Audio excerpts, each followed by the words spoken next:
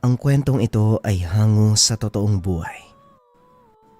Mula ito sa isa nating kabayan na itago na lang natin sa pangalang Andoy. Taong 1985. Palawan. Pasado 3:00 pa lang ng madaling araw, aalingaw-ngaw na ang malalakas na ingay sa katayan ni Eddie. Buhat ng pagtadtad ng nagtitigasang buto ng baka at baboy. Kabilang sa 20 mangangatay si Andoy. Isang 35 anyos na maglilimang taon na sa serbisyo. Sa tagal na sa serbisyo, kabisado niya na ang trabaho.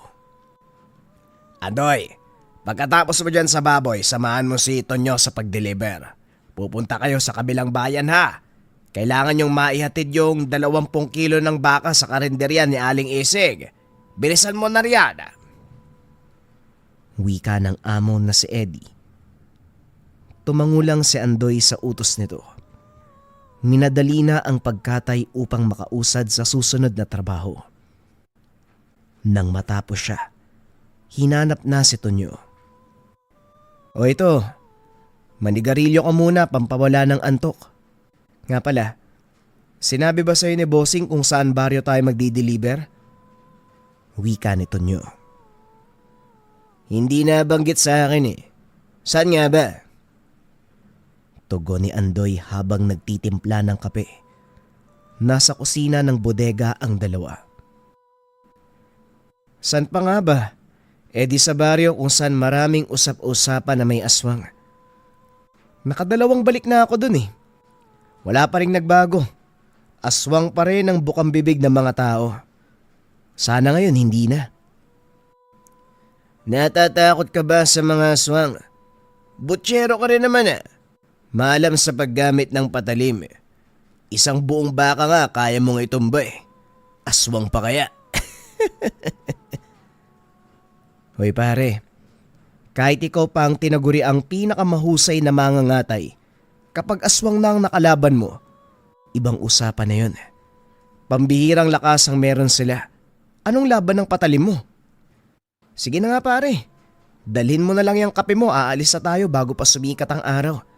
Maraming delivery ngayon kaya dapat mabilisan. Halika na. Wika ni Tonyo. Binitbit ni Andoy ang tasa ng kape. Kumuha ng tinapay at saka nagmamadaling sumunod. Habang lula ng sasakyan, hindi pa rin natigil si Tonyo sa pagkwento patungkol sa aswang. Ayon sa kanya, ilang beses na itong nakita. Maniwala ka man o hindi, ilang beses na akong nakakita ng aswang. Swerte nga lang dahil hindi ako inatake. Malas ko kapag napatay ako nun. Ikaw ba, Andoy? Sa tanang buhay mo, hindi ka pa ba nakakakita ng aswang? Dito sa atin at sa iba pang lugar, marami, kaya imposibleng hindi ka pa nakakakita. Napangiti si Andoy sa tanong ng katrabaho. Ang tingin ng karamihan sa kanya, ordinaryong mangangatay sa katayan ni Eddie. Subalit lingid sa kaalaman, siya ay antingero na manunugis ng aswang. Noong nasa Negros pa lamang, gawain na ito kasama ang iilang kaibigan at syuin. Ngayong nasa Palawan na, patuloy na pinaglilingkuran ang lihim na karunungan kahit mag-isa na lang. Sa halos 5 taon niyang paninirahan dito, 10 aswang na ang harap-harapan niyang nakalaban at lahat ng ito ay hindi umubra sa kanya. Ilang beses na rin ako nakakita ng aswang. Yung iba nga, nakasalubong ko pa eh. Nakasalubong? Ano naman yung ginawa mo? Tumakbo ka ba? Hindi naman sila uubra kung matapang ka. Maging matatag ka lang. Huwag mong ipakitang natatakot ka. Siguradong aatras din sila. Matapang? Uy boy, lusawang pagiging matapang na yan kapag halimaw na ang nakaharap mo. Isipin mo nga, nakakakilabot na aswang ang makikita mo. Paniguradong tatablan ka agad ng pagkaduwag at takot. Siguradong tatakbo ka. Ganun ba? Kung sa bagay, may punto ka nga naman. Tugon ni Andoy. Ibinuhos na lamang ang atensyon sa mainit na kape. Nakarating sila sa tindahan ni Aling Ising bandang alas 5. Pinagtulungan na ibaba ang mga karne diretso sa kusina. Pinag-antay sila sandali dahil may nilakad pa ang may-ari. Hindi naman pwedeng umalis na walang dalang bayad. O ito, kape at kakanin. Pagtyagaan nyo na muna habang inaantay si Aling Ising. Nagsimba pa kasi eh. Mamaya pa darating yun. May tinapay rin sa kusina ha. Kumuha lang kayo kapag kinulang yan. Hindi naman siguro aabutin ng alas 7 ang amo mo, no? Kailangan kasi namin makauwi ng ganyang oras eh. May trabaho pa nag-aantay sa amin. Tawagan mo na lang kaya, iho. Wala po akong telepono eh. Pero bandang alas 6 po kadalasang nakakauwi si Aling Ising galing sa pagsisimba. Intayin nyo na lang ho. Wika nito. Habang nag-aantay, ang kape at kakanin na muna ang pinagbalingan nila ng pansin. Pero sa kalagitnaan ay nahatak ang atensyon ni Andoy sa mag-asawang kakarating pa lamang. Ang babae ay naupo sa mesa. Ang lalaki naman ang lumapit sa tendero upang bumili ng pagkain. Kung titignan ay para lamang silang ordinaryong tao, katulad ng karamihang kumakain sa karinderya. Pero dahil may kakaibang abilidad si Andoy, kilalang kilala niya ang ibang katauhan ng dalawa. Minabuti niyang wag magpalata habang dinarama ang enerhiya ng mutyang tangan. Aktibo at umiinit. Tinutukoy ang mag-asawa. Palihim niya munang pinagmasdan hanggang sa natapos. Wala namang ginawang masama dahil sumakay kagad ng motorsiklo at umalis. Kakilala mo? Kanina ko pa napapansin nakatingin ka sa kanila eh. Dapat sana nilapitan mo para makausap. Hindi naman sa ganun. Akala ko lang kakilala ko. Hindi pala, medyo kawig lang. Palusot ni Andoy. Hindi na rin sila nagtagal dahil dumating na si Aling Ising. Matapos matanggap ang bayad ay nagmamadali na silang umalis.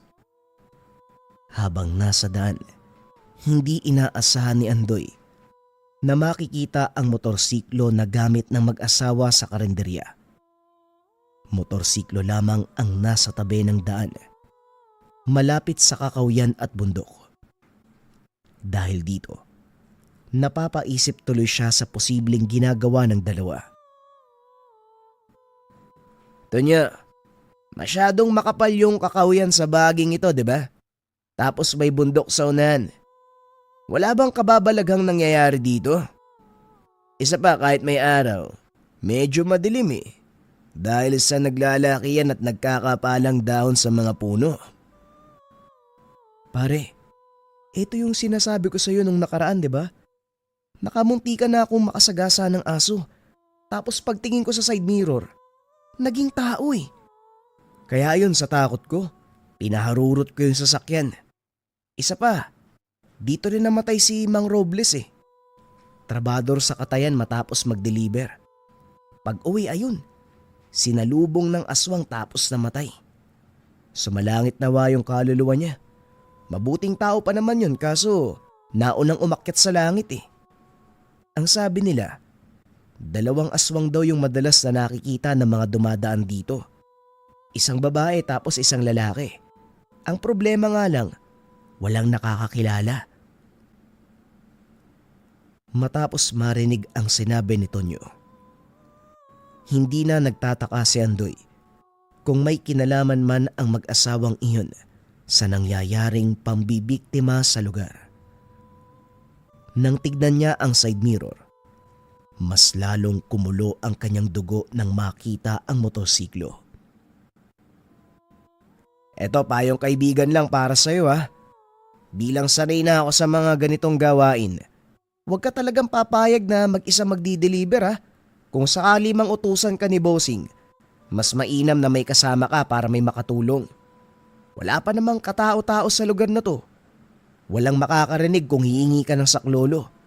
Kung mautusan ka man, tawagin mo ako, sasamahan kita. Wika ni Tonyo. Buhat sa mga narinig, hindi siya mapakali sa kinauupuan. Kapag ganitong usapan, hinding-hindi siya natatahimik. Gusto niyang bumaba para suriin ang buong kakawyan at hanapin ang mag-asawa. Pero kinakailangan ding ingatan ang katauhan dahil hindi alam ng kanyang kasama na isa siyang antingero. Pwede naman sanang sabihin sa kaibigan subalit walang balak si Andoy. At isa pa, hindi niya ugaling ipagsabi ang kanyang gawain, maging ang tungkulin sa lihim na karunungan.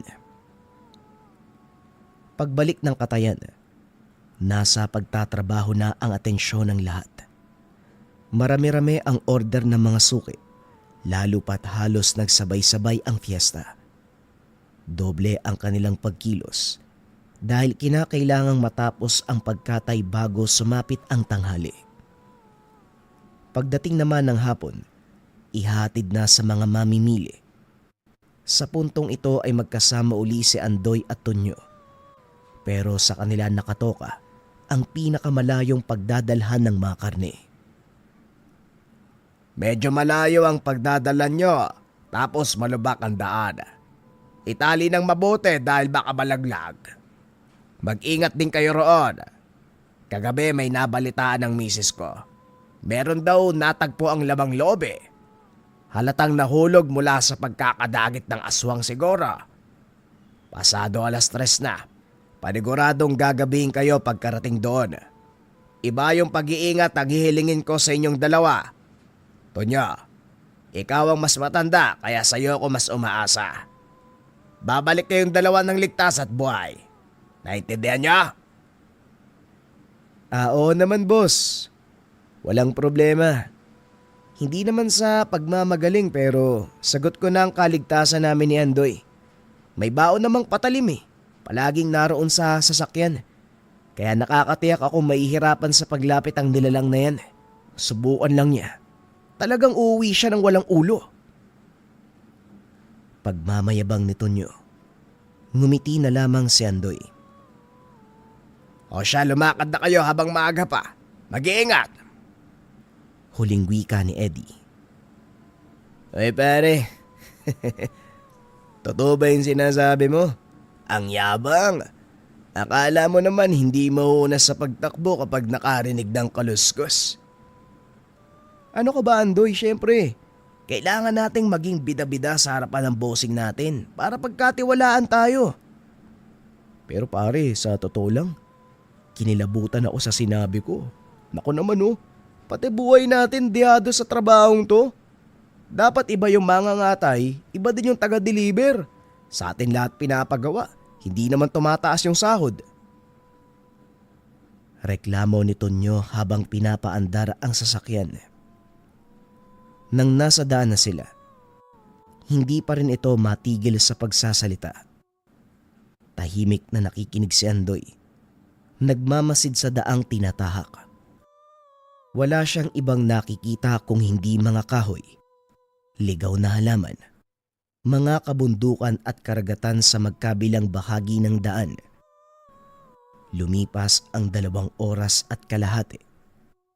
Nakarating na sila sa tahanan ng suking bumibili ng karne ng baka. Matapos maipasok sa loob, nagpresenta ang may-ari ng bahay na tumuloy na muna sila sa kanila. Mga iha, dumito na muna kayo sa bahay. Dito kayo magpalipas. Delikado na sa daan. Kamakailan lang, may natagpo ang lamang loob ng tao. Hindi lang isa kung hindi 2. Nauso na naman ang takutan ngayon dito sa amin. May aswang kasi. Kahit nung unang panahon pa. Kaya ako na nakikiusap sa inyo. Dito na kayo tumuloy. Maraming salamat po pero pasensya na. Kailangan naming tumanggi. May trabaho pa kasi nag-aantay sa amin. Alam niyo naman si Boss Eddie, di ba? Ayaw ng mga taong hindi susunod sa napagkasunduan. Mag-iingat na lang po kami. Sigurado ba kaya? Pwede ko namang sabihan si Eddie para hindi kayo mapagalitan. Ako ang nababahala sa kaligtasan niya. Hindi na ho bale, Manang. Kaya na po namin ang sarili namin. Kung may aswang man, handa kaming lumaban. Oo nga po, lalabanan namin kung sakaling may maglakas ng loob na humarang sa amin. Mauna na po kami, Manang ha. Maraming salamat po. Ay sige, mag-iingat kayo. Ay sayang naman. Sana dito na lang kayo nagpalipas ng gabi. Mag-iingat ha! Mag-iingat! Buhat sa sinabi ng matandang babae, hindi na tuloy mapakali si Tonyo. Mapapansing may pagdadalawang isip sa pagmamaneho. Andoy, marunong ka bang magmaneho? Palit nga tayo. Nanginginig ako eh. Hindi ako marunong. At saka hindi naman malamig ah. Bakit ka nanginginig? Sa aswang nga. Hindi maalis sa isip ko yung sinabi ng matanda eh. Baka mamaya may biglang lilitaw dyan sa harapan natin eh. Hindi ko alam kung anong gagawin ko eh. Yun lang ba? Mas delikado pala kapag ikaw ay nagbaneho. Marunong ako. Sinabi ko lang hindi kasi nakakatamad. Buwaba ka na nga, magpalit tayo. Ang tapang-tapang mo kapag nagsasalita ka, nalalaban ka sa aswang. Ngayong wala pa, nanginginig ka na. Wika ni Andoy. Nagpalit ng pwesto ang dalawa. Binilisan niya ang pagmamaneho. Kaso nga lang makaraan ang ilang sandali. Unti-unting nag-init ang tangan niyang mutya. Naging alisto siya dahil lumalakas ng lumalakas ang pag-alingasaw. Hindi nagtagal. Meron silang nadaanan. Ayan na. Ito na nga ba yung sinasabi ko eh. Uy Andoy, bilisan mo sa pagmamaneho. May humahabol sa atin oh. Wika ni Tonyo. Nanlalaki ang mga mata habang nakatingin sa side mirror. Binilisan ni Andoy ang pagmamaneho. Subalit naabutan pa rin sila. Nakasakay sa likuran ng sasakyan ang nilalang. Sinubukan niyang ihulog ngunit malakas ang pagkakakapit nito. Patay tayo dito, Andoy. Bilisan mo sa pagmamaneho ako. Wika ni Tonyo. Takot na takot ito sa kaganapan. Nang hindi pa rin humihiwalay ang aswang, nagpalit sila ni Tonyo ng pwesto. Halika dito, ikaw magmaneho. Lalapitan ko yung aswang. Siguraduhin mo lang na nasa daan ng atensyon at tingin mo ha. Naiintindihan mo ba? Uy, nababaliw ka na ba? Anong lalapitan mo yung aswang? Andoy, delikadong nilalang yan. Hindi ka pa nakakalapit, siguradong patay ka na. Hindi pinakinggan ni Andoy si Tonyo. Alam niyang nag-aalala lamang ito pero hindi niya kayang hayaan na lamang ang aswang. Gayong gustong gusto nito na makapangbiktima. Maingat siyang lumabas. Pumunta sa likod ng sasakyan. Naroon ang nilalang. Kasalukuyang sinisinghot ang mga plastik at balde na pinaglagyan ng karne ng hayop. Meron pang mga mantsa at bakas ng dugo na dinidilaan nito. Nang mapansin ng aswang ang kanyang presensya, kaagad itong sumugod pero naging mabilis si Andoy. Sinalubong ng saksak ng patalim. Ito ang ginagamit niya sa pangkatay. Sa talim nito, hindi na nakakilos ang nilalang matapos tumagos.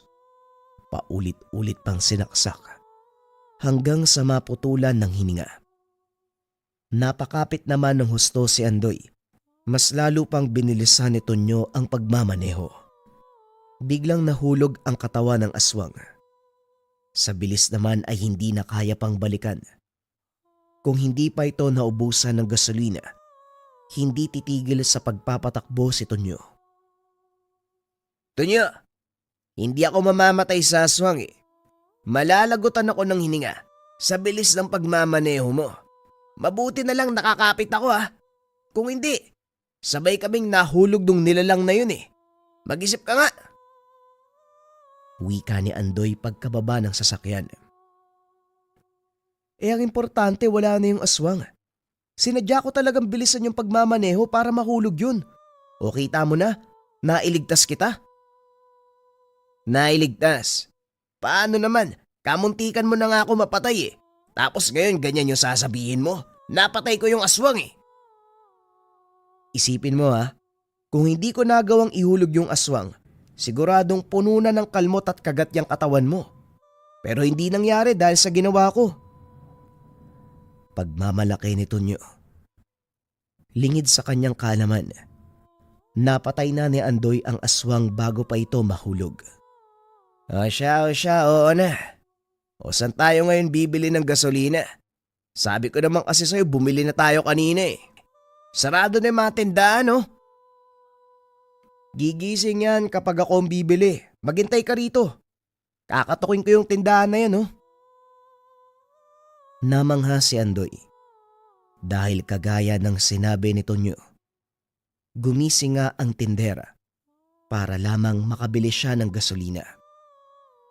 3 litro ang binili na nakasilid pa sa bote ng soft drinks.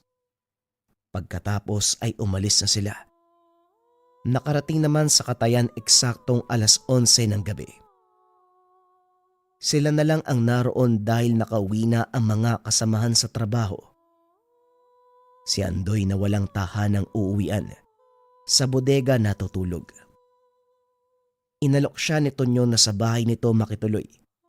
Malapit lang naman, pero umayaw dahil nahihiya. Nang nasa higaan na, hindi mapakali si Andoy kakaisip sa katawan ng aswang.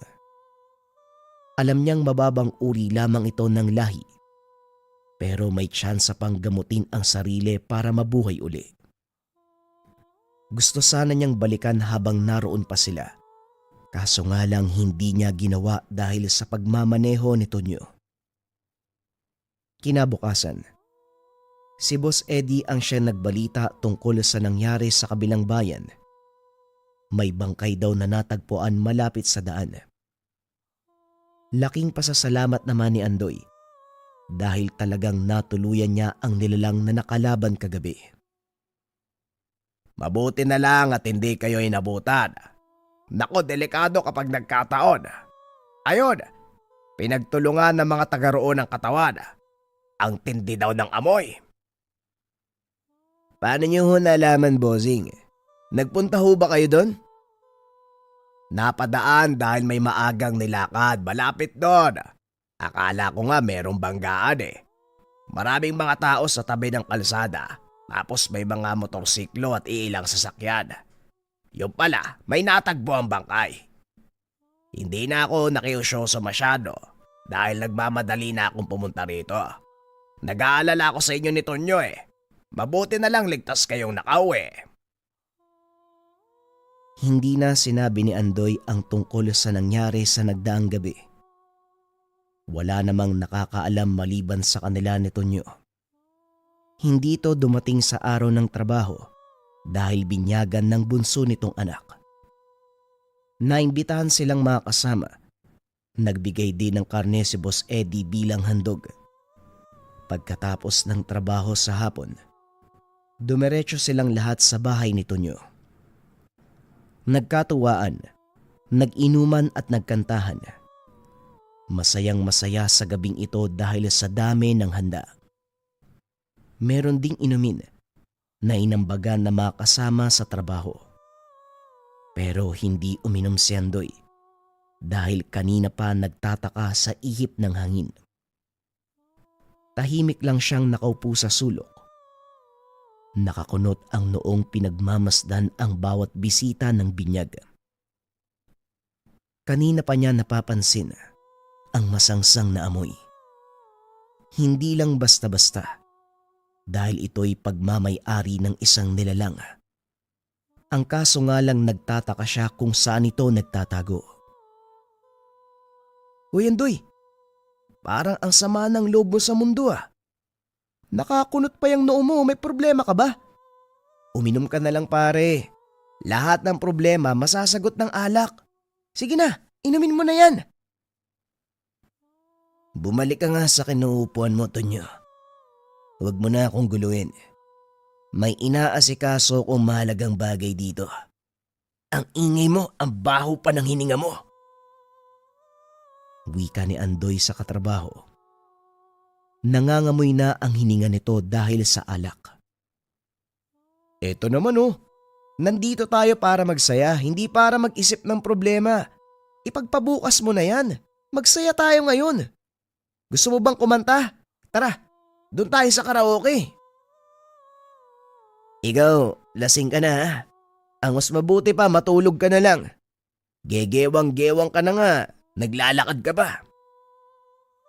Halika na. Ang dami mo pang sinasabi. Alam kong maganda yung boses mo. Huwag mong itago yan. Ikanta na yan. Dali na.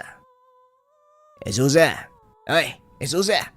Patulugin mo nga tong asawa mo. Lasing na eh. Pasensya ka na, Andoy ha. Ako nang bahala sa lasenggong yan. Wika ng asawang si Esusa. Hinila niya ito papasok ng tahanan. Nang sumapit ang 9:00, isa-isa nang umalis ang mga bisita at mga kasama nila. Pareho pang may trabaho kinabukasan kaya dapat magpahinga. Isa pa, karamihan ay lasing na. Si Andoy na merong malasakit, nagpaiwan upang tumulong sa pagliligpit ng mga gamit, lalo na ng mga tirang pagkain na pwede pang kainin sa susunod na araw. Naku, ako na dyan, Andoy. Gabi na, baka maabutan ka pa ng kung ano sa daan. Ako nang bahala dito. Maabutan ng kung ano sa daan. Aswang ba yung tinutukoy mo? Bakit? May aswang bang nakakaabot dito sa atin? Tanong ni Andoy. Maliban sa ibang lugar, hindi niya pa naririnig na merong gumagalang aswang sa kanilang sityo. Hindi mo pa alam? Si Tonyo ang nagdala ng balitang yan kagabi. May nakasalubong daw siya sa daan. Doon malapit sa may puno ng mangga. Alam mo naman, di ba? Masyadong madilim sa bahaging yun eh. Ayoko sanang maniwala kasi loko-loko tong asawa ko eh. Pero kaninang umaga, yun din yung sabi ni Manang Gloria. May napansin daw siyang kakaiba. May dumadaan daw na malaking aso. Tapos pagsapit ng madaling araw, may malaking ibon na nakita. Mukhang nauuso ata uli yung aswang dito ah. Muling pinakiramdaman ni Andoy ang paligid. Hindi na rin niya naaamoy ang umaalingaso kanina. Naisip tuloy na baka may nakihalo sa kasiyahan kanina. Mukhang may proteksyon ng aswang na yun eh. Kapag talaga nalaman ko kung sino yun, hindi ako magdadalawang isip na pugutan niya ng ulo. Wika ni Andoy. Hindi niya namalayan na narinig siya ni Esusa. Mabuti na lang at hindi gaanong malinaw ang pagkakadinig sa kanya. Nang matapos ang pagliligpit, nanghiram siya ng itak bago umalis. Sinabihan pa siya ng babae na mas mainam na naisipan niya ito dahil makakatulong para sa kanyang kaligtasan. Tumango na lamang siya at hindi na nagtagal sa lugar. Habang naglalakad pabalik ng bodega kung saan siya namamalagi, papalapit pa lang ng manggahan, kapansin-pansin na ang bulto sa ilalim nito. Naging alisto rin si Andoy dahil sa senyales na ibinigay ng tangan. Nang nasa tapat na ng mismong puno, nawala ang figurang nakatayo pero nang tumingala siya, naroon sa sanga nakalambitin. Tumalon ito sa kanyang kinalalagyan pero bago pa man magpakawala ng kalmot, inunahan niya na. Lumipas ang ilang segundo, humandusay na sa lupa ang aswang. Napatingin naman sa paligid si Andoy upang masiguro na walang ibang makakakita. Pero nang mapansing may paparating, nagmamadali siyang nagtago sa lugar. Mga nakatira din sa malapit ang dumaan. Nang makita ang nakailatang nilalang, kaagad nilang pinagtulungan. Binugbog pa ng husto. Hindi napansin na meron itong malubang sugat buhat sa paulit-ulit niyang pagsaksak. Nang marinig na susunugin ng mga ito ang katawan na sa tingin niya'y nagkalasog-lasog na sa dami ng saksak na natamo, napanatag ang kanyang kalooban. Hinayaan na sa mga taga-baryo ang pagligpit ng bangkay. Nang masigurong tototohanin ng mga ito ang pagsunog, bumalik na ng bodega si Andoy. May tiwala naman siya sa mga lalaking iyon dahil kakilala niya ang dalawa, si Mang Nolan at Manrico, mga mag-uuling. Doon sa ulingan kinaladkad ang katawan ng aswang. Katulad ng kanyang inasahan, naging usap-usapan ang pangyayaring iyon kinabukasan. Mabuti naman ligtas na nakauwi yung lahat, no? Si Mang Nolan, pati yung kasama niya nakakita ng aswang dun sa manggahan. Buti na lang talaga, nakauwi na kayo ng mga oras na yun. Huwag na rin kayo mag-alala kasi pinatay na nila yung nilalang eh. Sinunog pa nga eh. Pagbalita ni Tonyo sa mga kasama matapos kumustahin, hindi na nakisali sa usapan si Andoy. Kagad nang pumunta sa pwesto at nagsimulang katayin ang baboy na nakatali sa haligi. Sanay na siya sa mga gawain, kung kaya't kayang pumatay ng mag-isa. Lumapit din maya-maya si Robert na siyang tutulong sa kanya sa pagtatadtad. Katulad ng ibang kasama, daig pa nito ang babae sa dami ng salita. Andoy, alam mo ba hindi na ako kampante ng manirahan dito sa lugar natin? Akalain mo, nagsimula na namang manggambala ang mga aswang. Nako, pasalamat na lang talaga kung siswertein tayo at di makasalubong o makakita ng isa. Ay nako, alam mo, Robert, mas mabuti pang gawin mo na lang yung trabaho mo. Kanina ka pa dyan pero wala ka pang nasisimulan. Kapag ikaw naabutan ni Bossing, may bawas na naman yung sahod mo. Ayaw nga no, ito nakikilos na ako. Pero ikaw ba? Hindi ka man lang ba kinakabahan? Dito ka pa naman sa bodega natutunog. Wala kang napansin na nagpaparamdam na aswang? Kapitbahay namin sabi may ibon daw siya nakita pero hindi talaga ibon. Nakakakilabot daw yung huni. Dito ba? Wala ka narinig? Ay nako, ikaw ba kailang katatahimik? Alam mo naman sa oras ng trabaho, ayoko ng maraming sinasabi. Oras ng pagtatrabaho ngayon. Hindi oras ng chismis. Malapit na ako mainis ha. Ito naman masyadong suplado, hindi naman gwapo. Mananahimik na ako. Kakainis naman to. Konting usap lang ayaw pang pagbigyan. Napailing na lamang si Andoy sa kakulitan ng kasama. Matapos matadtad ang bahagi ng baboy, dinala niya ito sa mesa ni Benjamin para mailagay sa lagayan. Saktong paglapit, nakasalubong ang taong katulad niya ay may dala ding karne. Pero ang ipinagtataka ni Andoy, umiwas ito ng tingin sa kanya. Nang maramdaman ng tangan, kinutuban na siya. Oh, bakit parang gulat na gulat ka na makita si Tinoy? Siya ang bago nating kasamahan. Magkaedad nga yata kayo eh. Kakarating lang niya dito sa Palawan. Walang matutulayan kaya namasukan bilang trabador. Tinanggap ni Bossing dahil kinukulang tayo sa dami ng gawain eh. Kailan pa siya dumating? Ngayon ko lang kasi napansin eh. Kahapon lang. Pumunta yan dun sa handaan ni Tonyo ah. Mabait na bata yan. Halata naman sa itsura, di ba? Wika ni Benjamin na hindi sinang-ayunan ni Andoy. Nawala na rin ang hinala niya sa napansin kagabi sa handaan. Yun pala, isa sa mga kasama niya ang nagmamay-ari ng samyo na umaalingasaw.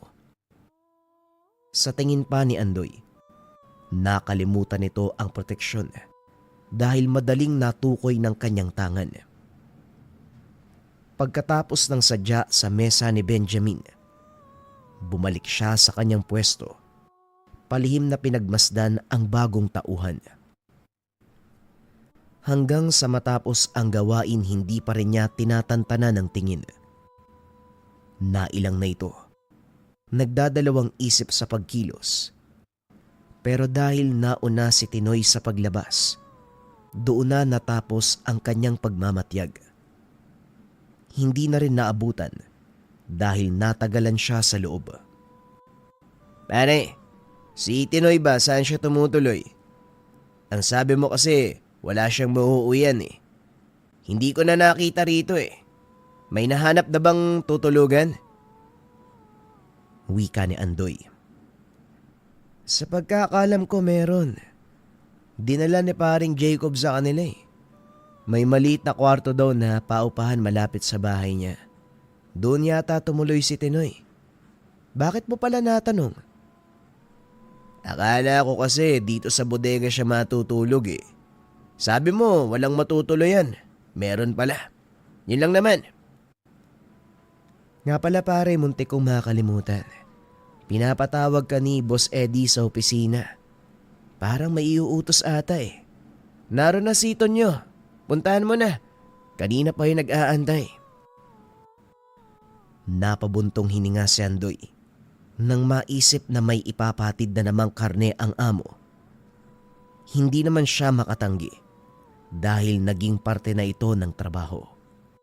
Pero hindi kasali sa usapan noong kasagsagan ng pagpasok ng mga trabahante. Pagdating niya sa opisina, bumungad kagad ang utos ni Boss Eddie. Mabuti naman at nandito ka na. Malapit nang gumabi. Paketid muna ang 3 baboy sa bahay ni Sermando. Kailangan daw dahil bukas ang karawan ng anak niya. Kakatayin yan mamayang madaling araw kaya hiatid nyo ngayon. Huwag kayo mag-alala dahil may dagdag sahod itong serbisyo nyo sa lampas na oras ng pagtatrabaho. Wika ni Boss Eddie. May pampalubag loob pa na sinabi para hindi na tumanggi ang dalawa. Bossing, hindi ba delikado papunta dun kina Sermando? May usap-usapan, di ba? Maraming nabibiktima dun. Lahat ba yata ng lugar sa panahon ngayon delikado na eh. Kung hindi kawatan o tulisan, aswang naman. At saka hindi tayo pwedeng umindi dahil hinahabol din natin ang perang kikitain. May dagdag sahod kayong dalawa dahil dinoble ni Sermando ang bayad. Umayaw ako eh. Bukas ng umaga ko sana gustong iatid. Pero gusto niya ngayong gabi dahil kakatayin daw mamayang madaling araw. Nung sinabing doble ang bayad, sasayakin pa ba natin yung pagkakataon? At isa pa, kayo ang pinili niya dahil matatapang kayo eh. May tiwala ako sa inyo. Oh, sige bossing, basta may dagdag sa sahod namin ha. Lalakad na po kami bago gabi ng tuluyan sa daan. Wika ni Tonyo. Napalaki ang ngiti dahil sa dagdag na sahod. Sumunod na lang si Andoy dahil wala nang pagpipilian. Bago sila umalis, nagulat siya dahil naglagay ng maraming patalim sa kotse si Tonyo. May karga na sila. Dinagdagan pa. Hoy, anong naisip mo? Ang dami ng kinakarga mo. Magdi-deliver lang tayo ng baboy. Hindi tayo lalaban sa gera. Papagkakamalan pa tayo niyan eh. Ibaba mo nga yan. Pare, gusto ko pang mabuhay kaya dyan lang yan. Delikado na ang panahon ngayon ha. Ilang aswang nang nabalitaan natin. Kailangan natin ng dagdag proteksyon.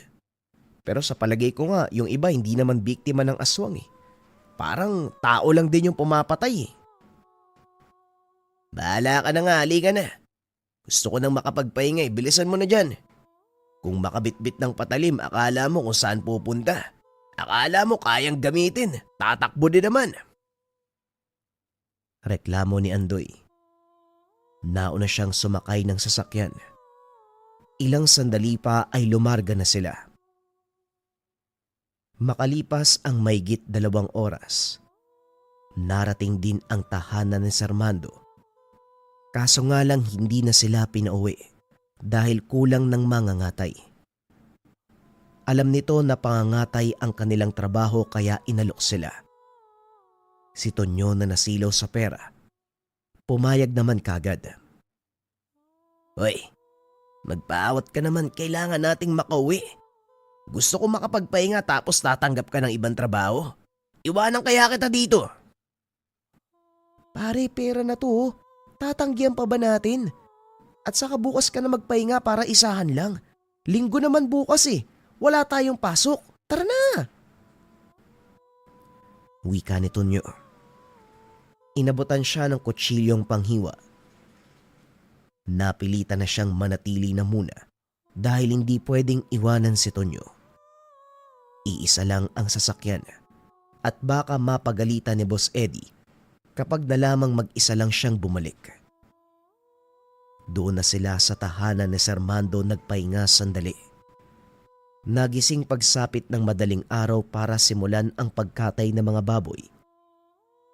Mabilis lang nilang nagawa, kaya nagpaalam na pagkatapos matanggap ang suhol. Gusto pa sanang manatili ni Tonyo upang makatulong sa pagluluto, pero kinaladkad niya pa bago pa ito magsalita. Nasuhulan ka na nga, bibida ka pa sa ibang gawain. Magpaawat ka naman, Tonyo. Halika na, umuwi na tayo. Magmaneho ka na. Ikaw talaga hindi marunong pagdating sa pera.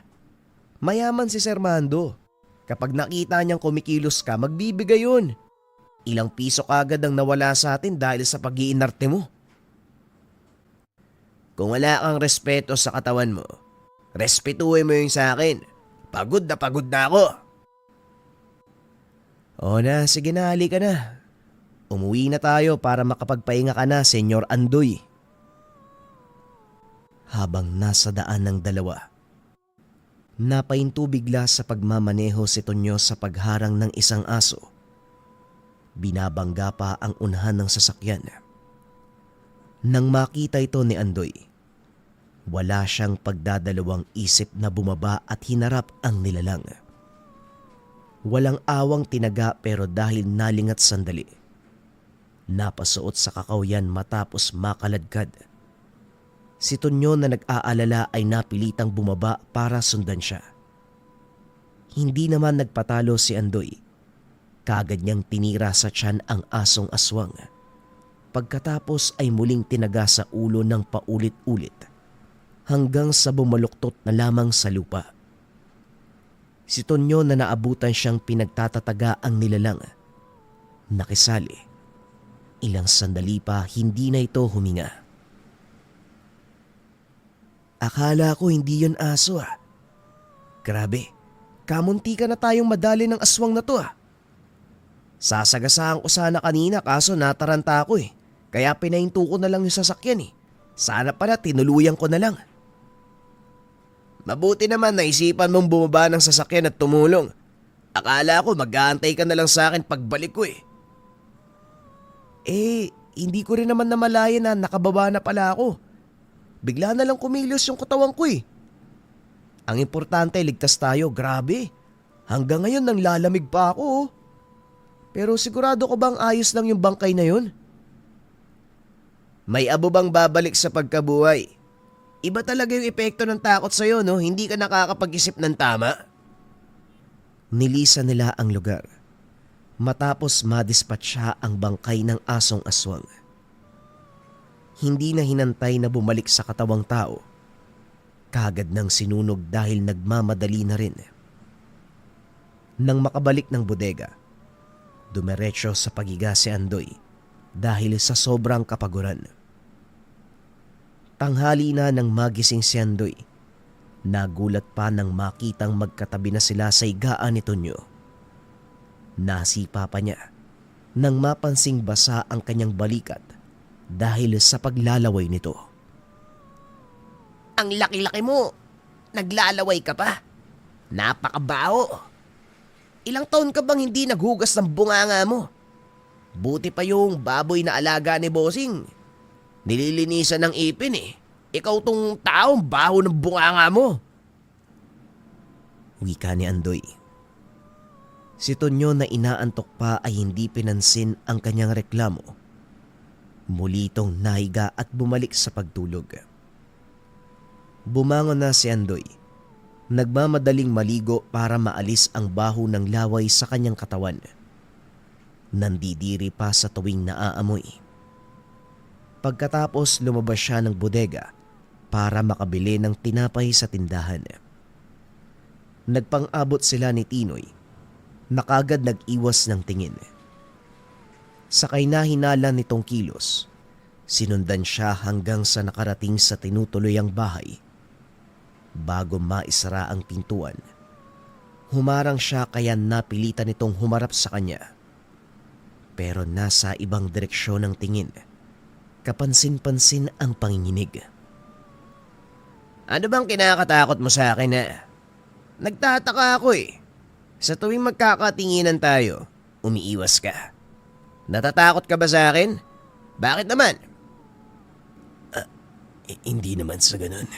Kasi basta hindi ako natatakot. Wika ni Tinoy. Natatarantang nagsasalita. Natatakot ka sa akin dahil alam mong may tangan ako na maaari kong gamitin para mapatay ka. Ganun ba? Kung mabait ka naman at mabuti, hindi kita sasaktan. Saka lang naman ako nananakit kapag inunahan o may napansin akong masamang balak. Hindi ka naman siguro ganun ano? Hindi ho. Lumuwas ako sa lugar na to dahil gusto kong lumayo sa pamilya ko. Ayokong matulad sa kanila. Ayokong... Wika nito. Sinasabayan pa ng pag-iling. Naintindihan kagad ni Andoy ang punto. Ilang beses na siyang nakasagupa ng katulad ni Tinoy. Hindi gusto ang katauhan bilang aswang na nais lamang mamuhay katulad ng ordinaryong tao. Kaso nga lang, nasa dugo niya ang pagiging aswang. Basta magpakabait ka lang. Huwag kang tumulad sa mga kalahi mo na walang patawad kung mambiktima. Hayop man o tao, walang pinipili. Ikaw ba? Nakabiktima ka na? Kagad umiling si Tinoy na tila ba takot na takot sa kanyang kausap. Sigurado kang wala Kahit isang beses lang? Kahit hayop, tao, wala talaga? Hayop meron po, pero hindi ko gusto ang nangyari. Kaya ba pinili mong magtrabaho sa katayan para hindi ka mamroblema pagdating sa pagkain mo? Tanong ni Andoy. Nang mapansin ang karne at dugo ng baboy na nakahilera sa mesa sa tabi. Tumango naman si Tinoy bilang sagot. Ayos matalino ka. O siya, alis na ako. Hindi na kita iistorbohin basta magpakabait ka. Magkakasundo tayo. At saka wag mo nga akong pinupo. Magkaedad lang tayo Nakakatanda sa pandinig. Mauna na ako. Maluwag na nakahinga si Andoy matapos na malaman na hindi kaaway si Tinoy. Para sa kanya, biktima lang din ng pagkakataon ang katulad nito. Wala namang may gusto na ipanganak na halimaw sa ating mundo. Ang naisip na lamang niya ay bantayan ang bawat kilos nito upang masita kung may babalaking masama. At dahil araw ng linggo, naisipan niyang bisitahin ng kaanak sa kabilang baryo, malapit kung saan niya nakita ang nakaparadang motorsiklo na mag-asawang aswang noong nakaraan na naghatid ng karne sa tindahan ni Aling Ising. Pagkarating niya roon, nag-intay pa siya ng maigit ilang oras dahil walang tao sa kubo na tinitirahan ng 3 katao. Ina, ama at isang matandang binata. Andoy, mabuti naman at dumalaw ka na. Ilang linggo kami nag-antay sa'yo Bakit ngayong ka lang? Maigpit ba ang amo mo? Nagmano muna si Andoy sa kanyang tsuhi na si Mang Ritoy, kapatid ng yumao niyang ama. Hindi naman sadyang marami lang hong ginagawa. Kayo po ba kamusta? Nasaan po si Patring? Ikaw ang naunguhan ng kahoy, oh. Pinuno mo yung isang sako. Ang bigat ho nito, matanda na ho kayo, ah. Si Patring baka mo, nako. Ang pinsan mong yon napakatigas ng ulo. May baile sa sentro kagabi. Ayaw naming papuntahin dahil delikado. Pero dahil matigas, pumunta talaga. Pagka-uwi, maraming sugat eh. Akala namin, nabugbog na eh. Yung pala nakasalubong ng aswang at inatake. Mabuti na lang may dala siyang patalim. Nakabawi raw pero hindi natuluyan ng nilalag. Ayun, dinala ni tiya mo sa manggagamot. Baka mamayang hapon pa sila makakabalik dahil malayo yon. Naku naman talaga, oh. Saan daw po ba nakasalubong ang aswang? Bakit naman kasi aalis gayong kalat na kalat ang balita tungkol sa mga nilalang? Eto talagang si Patring. Uunahin ang kasiyahan kaysa kaligtasan. Yun na nga ang sinasabi, Andoy. Kahit yung tiya mo, kamunti ka nang sunduin siya ng latigo. Kapala, doon sa kalsada daw talaga siya sinalubong ng aswang eh. Kung makakaintay ka, si Patring mismo ang tanungin mo pagdating. Sa pagmamadala hindi ko na naitanong ang buong istorya. Dahil sa pag-aalala at kagustuhang malaman ang katotohanan buhat sa nangyari sa pinsan, napagpasya ni Andoy na doon na lamang magpalipas ng gabi. Aantay niya ang pagbabalik nito. Bandang 5:00 ng hapon nakauwi na ang dalawa. Hinatid pa ng anak ng manggagamot na pinalad makabili ng segunda manong sasakyan. Bumuti naman ang kalagayan ni Patring, pero iniinda pa rin ang pananakit at sugatang katawan. Ano? Anong resulta? Ayan kasi masuunahin ng kasiyahan kaysa sariling kaligtasan. Babae na naman ang habol mo sa baile, ano? Ikaw talaga, masyadong humahabol sa chicks. Yung edad mo, 34 na.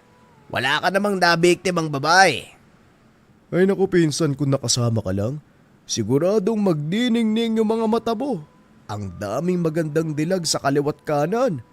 Ang lambot pa ng mga katawan. Ang galing gumiling. Tama na yan, may iba tayo. Nakasalubong ka raw ng aswang sa kalsada. Saan banda? At saka may ilalarawan mo ba kung anong aswang yung sumalakay sa'yo? Doon mismo sa puno eh. Akala ko may tao lang na nagpapahinga. May motorsiklo kasing nakaparada. Kako, napagod sa pagmamaneho kaya tumigil muna. Pero putik na yan. Bigla akong hinablot tapos kinalmot ako eh. Buti naalala ko yung kutsilyong dala-dala ko kaya nakalaban. Yun nga lang, napuruan ako eh. Doon sa aswang, anong masasabi mo? Baka may palatandaan kang naalala o kahit anong konting description na magtuturo na siya ang nilalang na umatake sa'yo. Ang masasabi ko lang, ang pangit talaga ng aswang. Ang baho pa. Hindi ko gusto. Puro kakalokohan eh. Seryoso nga kasi.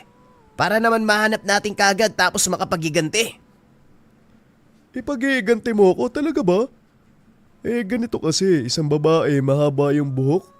Tapos, halos pumasok pa nga sa ilong ko eh. Hindi siya katangkaran, parang hanggang baba mo ang tangkad. Tapos yung mukha niya parang makikilala kapag nakita ko. Napaisip si Andoy kung paano mahanap ang aswang na umatake sa pinsan. Hindi niya kayang palampasin ang nangyari dahil tungkulin bilang antingero, puksain ang bawat aswang at masasamang nilalang.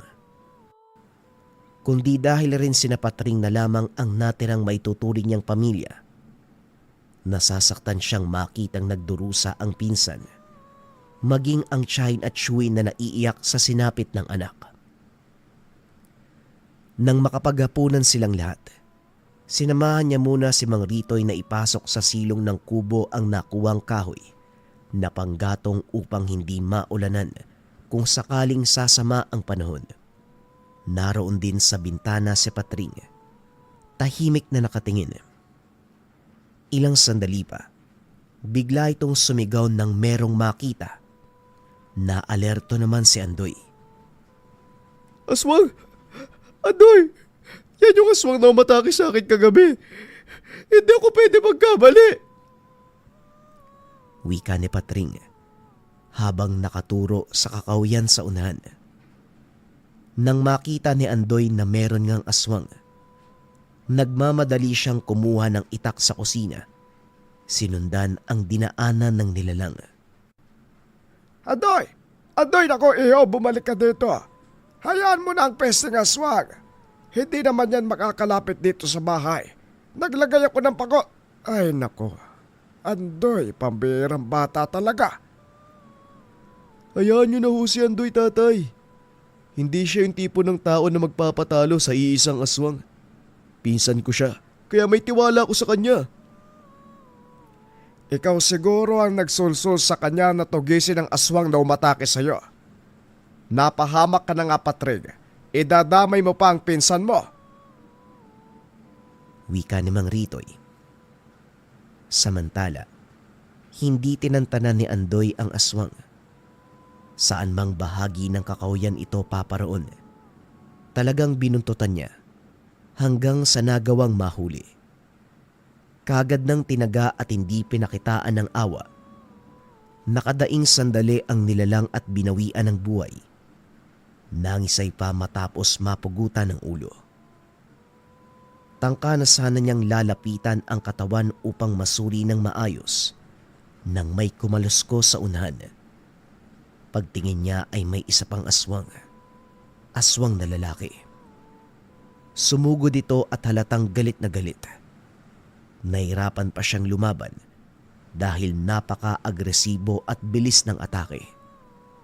Pero dahil nagawa ng paraan, humandusay na rin ito matapos masaksak sa dibdib at lalamunan. Sinigurado ni Andoy na matatamaan ang aswang sa bawat saksak na gagawin. Tinignan niya pa ang sarili kung may natamo bang sugat. Alam niyang hindi yon mangyayari dahil sa tangan pero naninigurado lamang. Natigilan pa siya nang makita sa sulok ng kakahuyan ang motorsiklo. Parehong-pareho ng sasakyan ng mag-asawang nakita sa karinderya.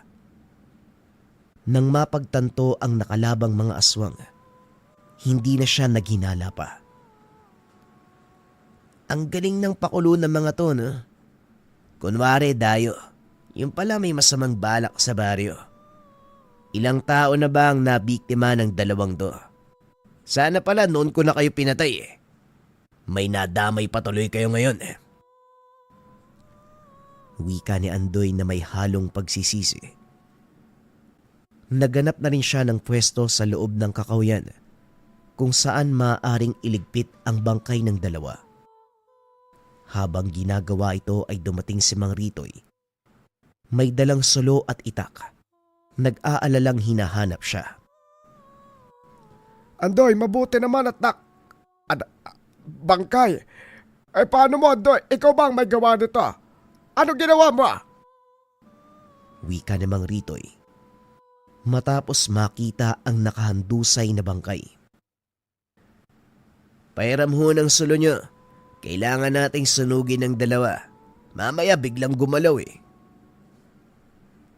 Walang pagdadalawang isip na inabot ng matanda ang sulo sa pamangkin. Sinunog ni Andoy ang mga bangkay. Saka lamang sila umalis ng maging abuna. Pagdating pa sa bahay, tuwang-tuwa si Patring nang mabalitaang napatay ang aswang na umatake sa kanya. Sabi ko sa'yo, tay, matapang tong pinsan ko eh. Kita mo, 2 aswang pa nga ang itinumba. Bilib na talaga ako sa'yo, Andoy. Ipinagmamalaki kita. Kasi naman sinulsulan mo. Eh paano kung napahamak si Andoy? Kapag nagkataon, sasalubungin pa ako ng yumao niyang ama sa kabilang buhay upang pagalitan kasi hindi ko binantayan ang anak niya. Ikaw naman, Ritoy, grabe ka sa reaksyon mo. Pasalamat na lang tayo ligtas si Andoy at itong anak mo ligtas din. Sa susunod talaga nagagala pa yan. Hindi na makakauwi ng bahay yan. Sa tuwing aalis, iba't ibang problema ang hinahatid. Hindi na naawa sa mga magulang na matanda na. Nanay naman, akala ko'y pagtatanggol mo ko'y. Papagalitan din pala. Ay matutulog na nga ako. Pagsapit ng kinabukasan, bago bumalik sa trabaho si Andoy, tinignan niya muna ang pinagsunugan ng bangkay ng aswang. Walang reaksyon ng mutya, kaya nasisiguro niya na wala na nga ang mga ito. Nang makita muli ang motorsiklo, nasasayangan siyang idispatcha dahil gumagana pa naman. Naroon din ang susi at meron pang gasolina. Siya na ang gumamit nito. Gulat pa ang mga katrabaho sa bago niyang motorsiklo. Sa paglipas ng araw, hindi na gaanong nagpaparamdam ang mga aswang. May mga pagkakataon na meron pero hindi na gaanong kalala. Dahil pagkatapos ni Andoy sa pagtatrabaho sa Katayan, dumidiretso siya sa pagtugi sa mga aswang. Hindi tatantanan hanggang sa mabigyan ng karapat-dapat na parusa. Wala rin siyang naging problema kay Tinoy, ang kasamahang may lahing aswang, dahil naging maayos ang disiplina nito sa sarili na nagagawa namang mamuhay na parang ordinaryong tao. Ito pa mismo ang nanghingi ng tulong kay Andoy kapag sasapit ang oras na lalabas ang pagkaaswang. Kapag nangyayari ito, ikinukulong siya. Saka lamang papakawalan kapag nasa katinoan. Humingi na rin sila ng tulong sa mga manggagamot upang mapigilan ang paglabas ng kanyang pagkahalimaw. Minsan pa nga'y tinutulungan niya rin si Andoy sa pamumuksa na naging dahilan upang mas mapalapit sila sa isa't isa. Ito ang naging takbo ng buhay ni Andoy. Pagkatapos ng pagtatrabaho sa Katayan, ang susunod niyang kakatayin ay mga aswang.